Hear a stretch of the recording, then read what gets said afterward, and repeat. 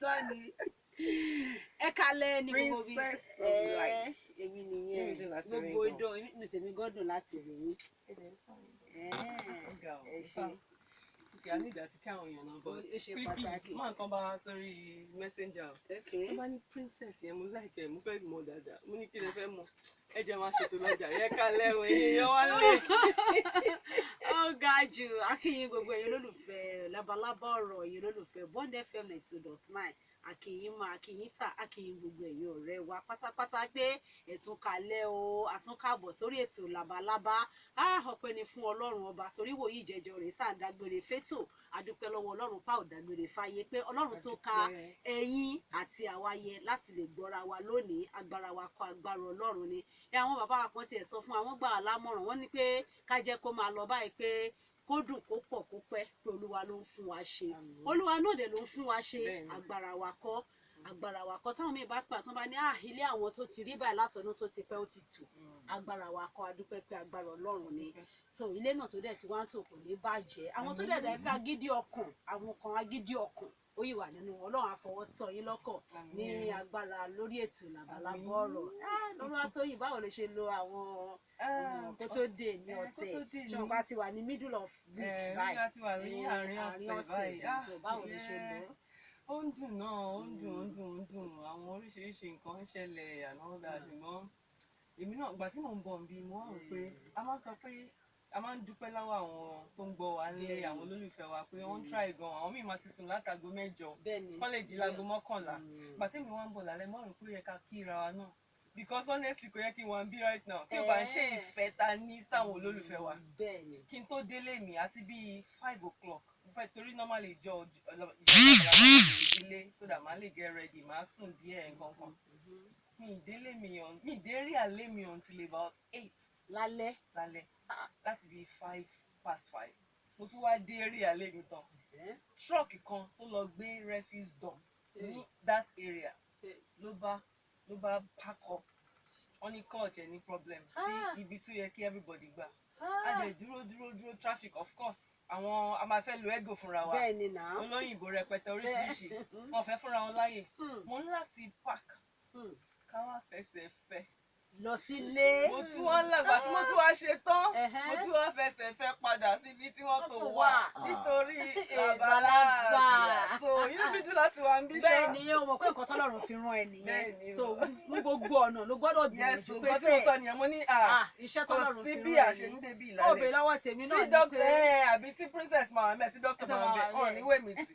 lágbára Ọlọ́run bẹ́ẹ̀ títọ́ yóò bá béèrè lọ́wọ́ mi náà máa sọ pé ìrìnàjò tèmi náà mọ̀ ẹ ti look lovely I know that ọpẹ́ ni fún Ọlọ́run so bẹ́ẹ̀ mi ṣe lo ọ̀sẹ̀ tèmi náà lélẹ́yìí mo lọ káàkiri nígbà tó dẹ̀ ìdílé mi náà mo lọ sin Ọlọ́run láàárọ̀ bí mo ṣe lọ sin Ọlọ́run láàárọ̀ yẹ kí n padà sílé kí n wá sùn ní ṣùgbọ́n ọkàn mi ti wà pé ètò Labalaba ó gbọ́dọ̀ wáyé ó gbọ́dọ̀ dùn ó gbọ́dọ̀ pọ̀ ó lẹ̀ gbọ́dọ̀ pọ̀ ẹ má ti pè wá o ẹjọ́ torí Ọlọ́run ìgbà tí a tiẹ̀ mú tiẹ̀ lọ ṣiṣẹ́ kan ní ọjọ́ Sunday torí mi gbọ́dọ̀ má fún ẹ lábọ̀ Olúwatóyìn nígbà tá a ṣiṣẹ́ yẹn tán ilé ọkọ ilé ìyàwó àwa ní ká dárúkọ wa toró ṣe wà torí pé mọ̀ mi mọ́ la lọ ṣe kò tí ì ṣe rẹpẹtẹ ojú agbo àwa ní pé káwa náà dárúkọ ara wa káwa náà orí ètò bíi báyìí òní àti wá bí mo ṣe dárúkọ Labalaba ní Bond FM bẹ́ẹ̀ ni wọ́n inú gbogbo àwọn tó wà bẹ́ẹ̀ dùn pé Labalaba wọ́n tẹ̀ bẹ́ẹ̀ lọ́ọ̀mì pẹ̀lú torí wọ́n rí Princess Adétò wọ́n rí Abíọ́lá Fàtẹ́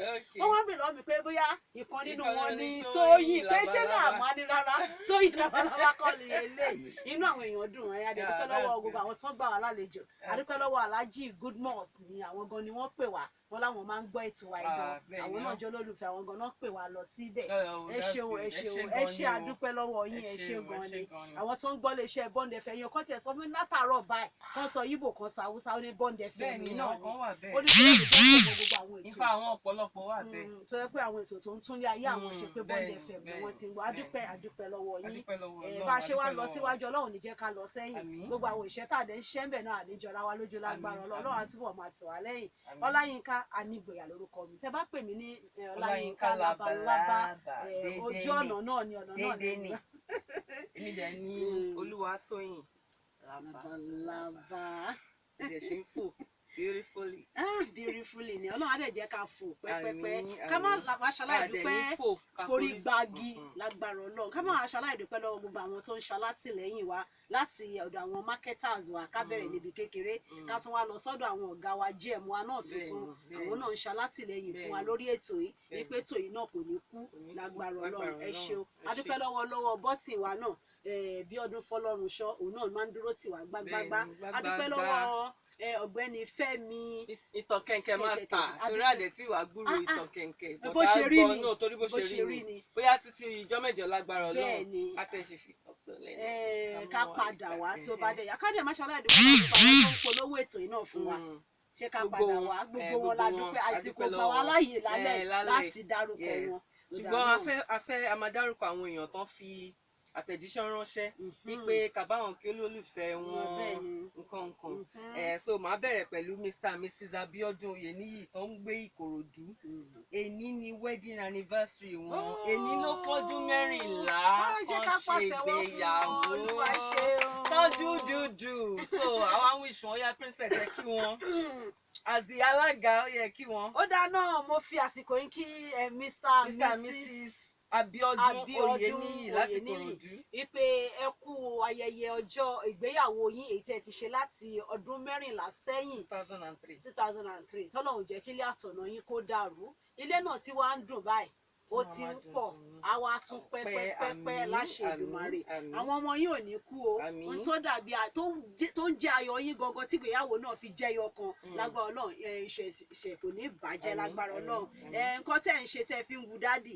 Ọlọ́run ní jẹ́ kí kó bàjẹ́ fún mọ́mì nǹkan tí mọ́mì náà dẹ̀ wọ́n á tún ṣe náà tí wọ́n fi ń wu mọ́mì tí mọ́mì sọ pé kò sẹ́ni tó lè dàbí ọkọ mi láyé Ọlọ́run ní babẹ̀ jẹ́ ní agbára Ọlọ́run á jẹ́ kẹ́ túbọ̀ pẹ́ fún ara yín ẹ fún ẹ mọ́ wàdúrà wa iṣẹ́ tèmi ní èmi máa gbowó àdúrà ọ̀yà ẹ̀ẹ́dẹ̀ ilé òyìnbó náà fi kọ́ o ṣùgbọ́n princess ló yẹ máa túmọ̀ ẹ̀ ṣùgbọ́n à ní much time láti túmọ̀ wọ́n ní kindly greet my love by name Babatunde Sarah for taking good care of me. My name is Makanjuola Babatunde. May God bless her for me. I do enjoy her very well. Our marriage is, I guess, 27 years old. Wọ́n jẹ́ ṣì ń sọ̀rọ̀ bẹ́ẹ̀ tí a máa kọ́kọ́ àyàn rò pé bóyá ìyẹn ló fi wú mi lórí gan. Now she has given me 3 girls and 3 boys and she still wapa for me. Ẹ ṣàwọn lábẹ́wọ́ correct. Olúwa ṣeun. Ọjọ́ mi tẹ bá fẹ́ àtẹ̀jíṣẹ́ lè jẹ́ kó máa jẹ́ ní Yorùbá tó yẹ bá ti kọ́ léèbó tí bá tún sọ ẹ̀ sanwó. Ṣùgbọ́n mo lérò pé gbàwọn èèyàn ti gbọ́ torí Tóyìn gan tiẹ̀ ti gbé wọnú ara wọn. Wọ́n jẹ́ ká mọ̀ pé péyàwó àwọn yìí wà pa láti bí ọdún 17 tí àwọn ti wà pa pẹ̀lú ara wọn. Pọ́yìn dúró kan pé péyàwó gidi jẹ ní. After ọmọ bíi 6 wọ́n dẹ̀ ṣì wà pa. That means wọ́n take care ara wọn ni. Labalaba gidi ni màmá yẹn. Ṣé wàá rí gbogbo nǹkan láyè tí ọkùnrin bá fi ọkàn ìyàwó ẹ̀ balẹ̀ kò sí bí ó ṣe ní wà pa ṣùgbọ́n tí ọkùnrin bá jẹ́ pé ọkọ ń bọ̀ nílé àyà ìyàwó ń já kó fi gbogbo inú ilé gan ṣòwò fún ìyàwó ẹ̀ kò lè sí àfihàn ìyàwó ẹ̀ máa gbọ̀n ni ó máa rí ṣoṣo wọn máa sọ pé obìnrin dẹ̀ ń gbé mọ́tò jáde ọkùnrin dẹ̀ balẹ̀ kí ló wá lè mú tó gbẹ lójú gbẹ ní kíní báyìí wọn á rí i pé ọwọ́ ọkọ náà ní ká ti béèrè gbogbo bó bá dẹ̀ jẹ́ pé ọkọ náà lè rí i pé àwọn náà yọ ẹ̀kẹ́ wọn fàìn tó wọṣọ tó dúró dáadáa lọ́rùn wọn ẹ jẹ́ ká bèèrè lọ́wọ́ ìyàwó náà àti pé ìyàwó gidi tó dúró ti ọkọ ẹ̀ ni mo wá gbàládùúrà pé àti àwọn obìnrin àti àwọn ọkọ wa Ọlọ́run á ṣe wá lọ́rẹ̀ẹ́ ara wa Ọlọ́run ní jẹ́ ká di ọ̀tá ara wa kí má fẹ́ lè máa jíṣẹ́ ọ̀gbẹ́ni Adétáyọ̀ Bámidélé láti Ẹgbẹ́dá kó wọn jọ ó dà pé tí wọ́n ti fi àtẹ̀jíṣẹ́ ránṣẹ́ ó ṣe díẹ̀ wọ́n máa ń bẹ Ọláyínká Ọmọlọ́lá aka Ìyá Chukwu pé kó yọ̀ǹda ìyàwó àwọn fún àwọn kó má dálé àwọn rú tó lóòótọ́ ni ẹ má dálé wọn rú ẹ fi wọ́n sílẹ̀ torí pé ilé wọn ti ń tò orí ètò Labalaba Oro la wà yìí Romantika là ń ṣe princess torí pé wọ́n ní àwọn gbádùn ìyàwó àwọn mo bẹ̀rẹ̀ láti ìsàlẹ̀ èyí bá máa fi kàdé bẹ́ẹ̀ kò ní níyànjú kò ní yí ẹ wọ́n náà wọ́n ń gbádùn ìyàwó àwọn pé torí olórí àwọn tòótọ́ ni Olúwa fún mi láyọ̀ Esther wípé ó kù ìtọ́jú àwọn ká bá wọn kí wípé ìbànújẹ́ ò ní jẹ́ tiẹ̀ lágbára Ọlọ́run wọ́n ní ṣùgbọ́n bẹ́ẹ̀ kan táwọn ń bẹ̀ náà ni pé kọ́mọbìnrin táwọn tá a dárúkọ ẹ̀ pé kó fìyàwó àwọn lọ́rùn sílẹ̀. òkè obìnrin ni kò ń ṣọkùnrin ọ̀rẹ́ ìyàwó wọn madam ẹjẹ sún sẹ́yìn. 3 is a company. Méjì ni Labalaba. A dẹ̀ sọ fún wọn pé 1+1 tiwa lórí abẹ́ 1 ló jẹ́. Ẹ fi wọ́n sílẹ̀. Àǹtí tó porúkọ yẹn jọ nítorí Ọlọ́run ò ní dáyé rin irú. Ìkéṣẹ́ bá tí nílé tí Ọlọ́run pèsè lè yín fún yín. Ẹ má dalé wọn rú ẹjọ́. Báyà pé ti nílé tí yín rú ó ní nǹkan tẹ́ ti ṣe tẹ́lẹ̀ tó dà pé ó fi dàrú. Ẹ kẹ́kọ̀ọ́ gidi. Kẹ́kọ̀ọ́ jẹ́ kí ilé tí yín náà kó dúró lẹ́yọ̀kan. Kí màdámù yẹn náà dẹ̀ má gbọ́ hearsay wọ́n sọ ń bí wọ́n sọ lọ́hùn.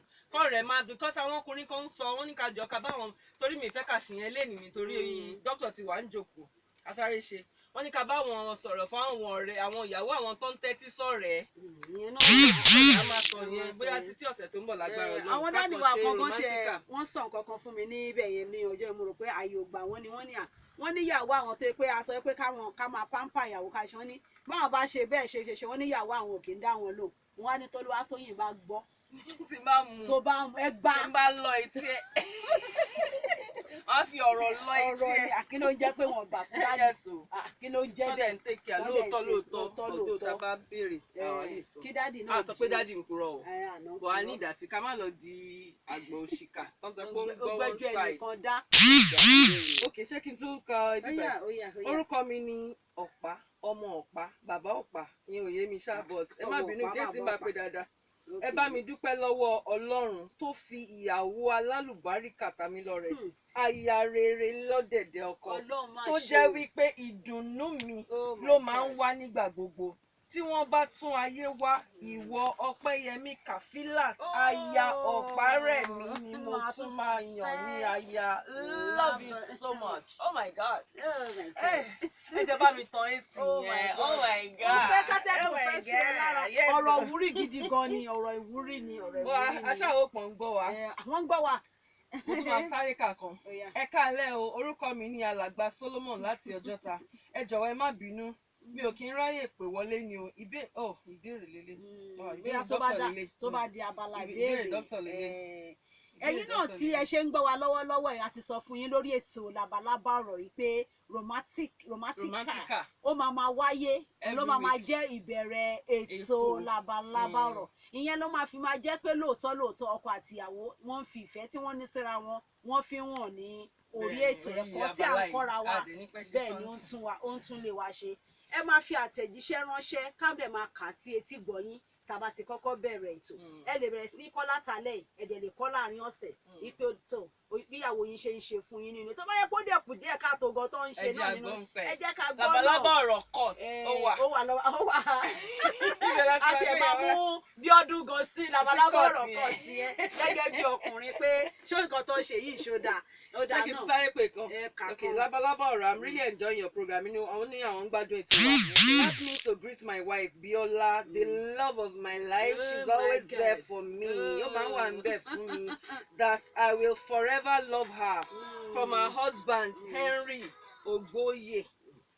Auntie Biola ọkàn yín mẹ́rin wọ́n love you like men. mo rí kẹ́yìn gan ẹ̀yin náà máa gbọ́ bá ìyàwó rere nìyí ìyàwó tí ọkọ ẹ̀ bá fi yan gàn báyìí níta gbangba ó sọ pé kí aráyé àti rí pé ìyàwó gidi ni tẹ́yìn náà bá fẹ́ ṣàtẹ̀jíṣẹ́ àyè wà fún yẹn má ti pè wá nísìn a ní àǹfààní láti gbé ìpè yín ṣùgbọ́n ẹ lè fi àtẹ̀jíṣẹ́ ìwúrí ránṣẹ́ sí ìyàwó yín àti máa kà á síta. ṣé kàkà lásán ẹ kálẹ́ mo fẹ́ kí ìyàwó mi olórí tèmi lọ́lá olówó la fẹ́ ẹni bí ọkàn mi ìyá mi aṣọ ìbora mi ìgbésí ayé mi 100% love. Oh my God. Oh ga o. ẹ jẹ́ ká pàtẹ́wọ́ fún in fact at this point a gbọ́dọ̀ lọ sókè ká tún wá padà wá ká lè wá débẹ̀. tá a bá wá padà wá a fún yín ní ẹ̀rọ ìbánisọ̀rọ̀ yìí tí ẹ lè fi tẹ ọ̀rọ̀ ìwúrí sí olólùfẹ́ yín. a bá padà dé. Labalaba Ọ̀rọ̀ nìtò. Ètò ní Labalaba Ọ̀rọ̀.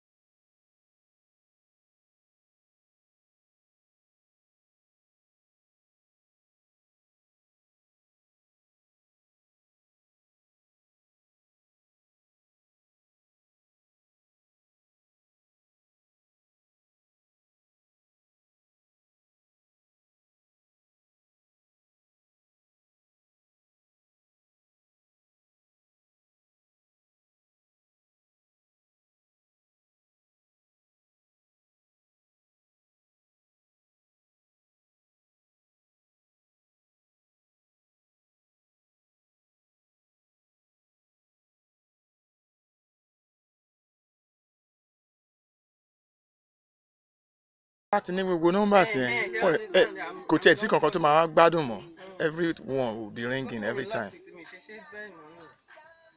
At least I try mama Anike yẹn Ọlọ́run tí ní kó send number ó dẹ̀ ti lè send. Mama kan náà text mi pé kí ni a fẹ́ káwọn fi ràn wá lọ́wọ́ bóyá we can make sure that mama when the program is done ní a fẹ́ pa.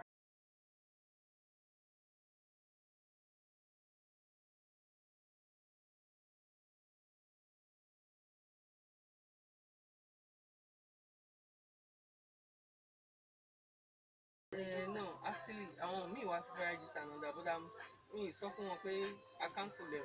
If only that first batch is we can't take any more people in the first batch so I've returned their money. Wọ́n dẹ̀ ó dùn wọ́n gan-an nǹkan tó máa rò ní pé bóyá àwọn tó wà important yẹn la lọ fi síbẹ̀ ìyẹn náà máa rò. I've stopped it that one because I mean we just got 3 people. As at àwọn èèyàn fẹ́ wọ́n sì fẹ́ sanwó lánàá and all that some people fẹ́ ti bọ̀ mọ́ pé kò sì lè tó kò tí ẹ lè tó the kind of thing ta fẹ́ and I cannot take 150k hall kí wọ́n á fi ṣe 3 people mi dẹ̀ lè gbà wọ́n sí just one room kí facilitators yẹn lè ṣùnà I can't do that. That's why of course I've learnt a few lessons from that and all that so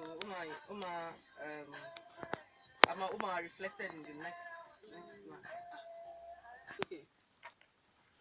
Ẹ káàbọ̀ padà sórí ètò Labalaba Oro ní ọ̀rọ̀ Abe Aso níbi tá a ti máa ń kọ́ra wa ní ẹ̀kọ́ pé báwo ló ṣe yẹ ká máa ṣe pẹ̀lú àwa olólùfẹ́ nínú ilé tó ṣe máa gúnrégé tí a ṣe máa dùn tí a pọ̀ tí a pẹ́ láṣẹ ti Èdùmàrè òun náà ni ètò wa ètò dalẹ̀ lórí tí a bá sọ nǹkan kan lórí ètò yìí ẹ má rí wa lónísọkúsọ ẹ má rí wa lẹ́ni tó ń ṣe ìjọba ẹ má rí wa lálàṣàkáṣà ẹ má rí wa lóníranù bí àwọn kan ṣe ń gbé sórí Facebook báṣàkáṣà nìyẹn ìranù nìyẹn ìsọkúsọ nìyẹn nǹkan kò tí nǹkan kan tó jẹ́ ọ̀rọ̀ Abe Aso láàrin ọkọ àti ìyàwó àní boyfriend girlfriend tó jẹ́ nǹkan ìsọkúsọ ẹni tí ò bá yẹ kó gbọ́ tó bá wà ń bẹ̀ that means ẹni náà ń poke nose ni because a ti sọ pé ilé wa yẹn ọ̀rọ̀ Abe Aso láàrin lọ́kọláya nìkan ló wà so tí ò bá kí n ṣe lọ́kọláya tó bá wà ń bẹ̀ tó ń fetí kọ ó yẹ ká ti arrest ẹ̀ pàápàá.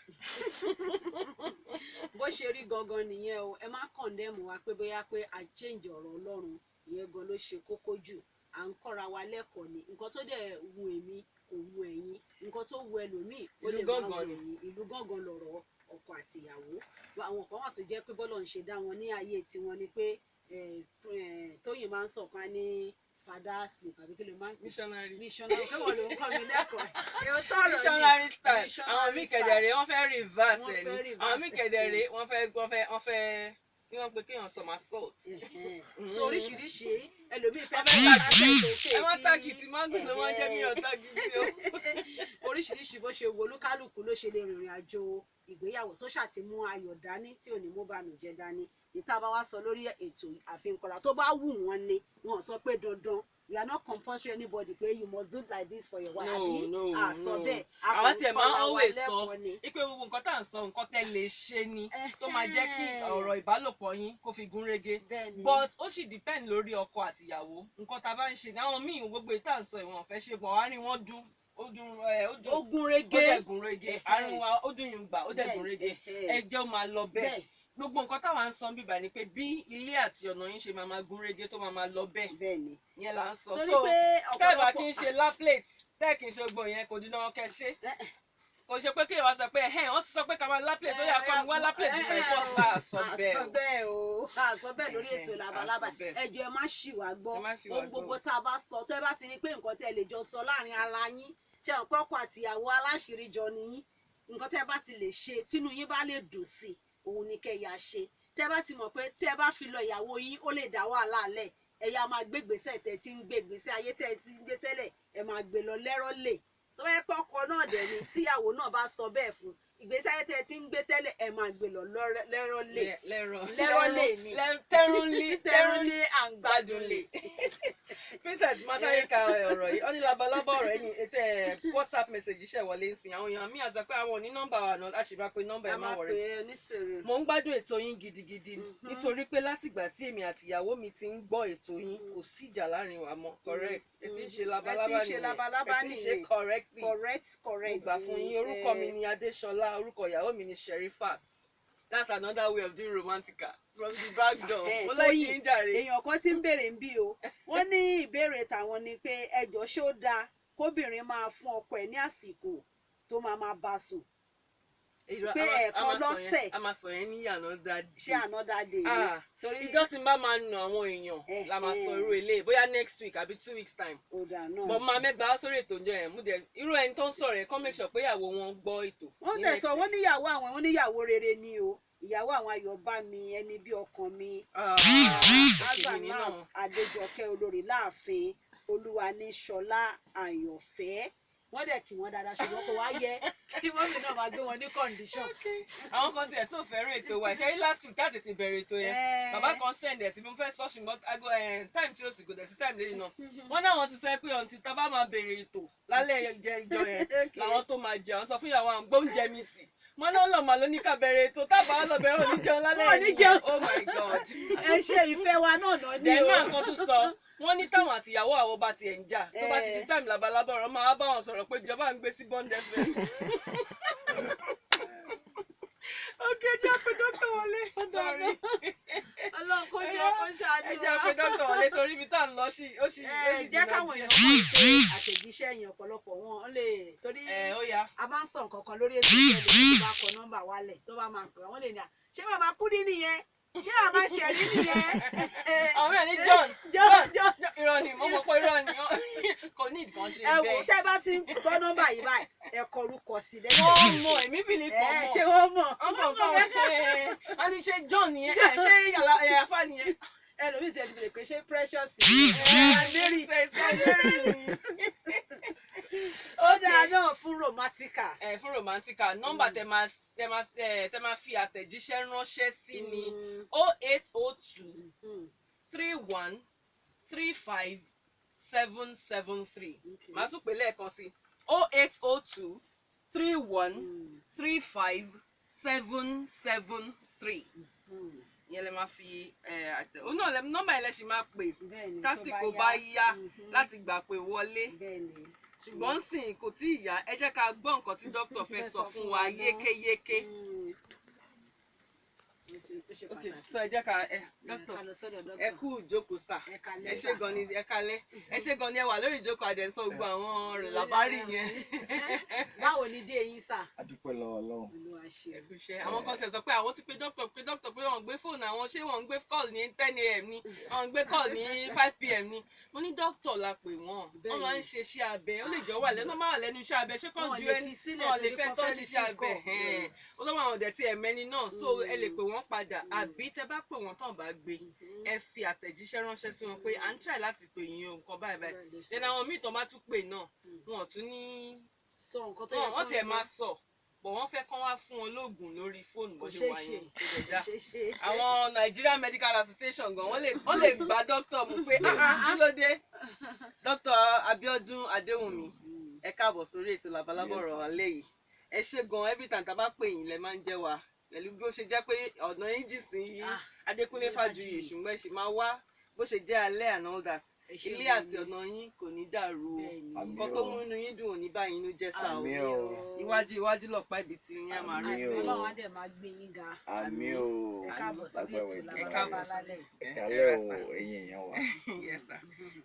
Ibo ni ká ti bẹ̀rẹ̀ lálẹ́ yìí àgbé èèyàn kan Mr. Agbomojo mo hope orúkọ wọn nìyẹn ó ti mọ̀ pé máa dárúkọ wọn òkè máa get orúkọ wọn bí wọ́n ti ẹ̀sán náà wọ́n gbé tó wa lárugẹ wọ́n gbé nǹkan kan sórí Facebook mo mọ̀ pé dókítà bóyá ti máa rí ọkùnrin tó ń la plate ìyàwó ẹ̀ àwọn oríṣiríṣi èèyàn sọ oríṣiríṣi wọ́n ní kó wà controversial nǹkan èmi mọ̀ pé kò ń ṣe nǹkan tí àwọn kan ní àkódá nǹkan èmi mọ̀ pé kò sí nǹkan tí ò dá ń bẹ̀ ẹ̀yin náà dẹ̀ ní kò sí nǹkan tí mo mọ̀ pé kò sí nǹkan tí ò dá ń bẹ̀ the only thing tá máa ń sọ ni pé ìmọ́tótó olóṣègùn àrùn gbogbo especially ní ló bá ti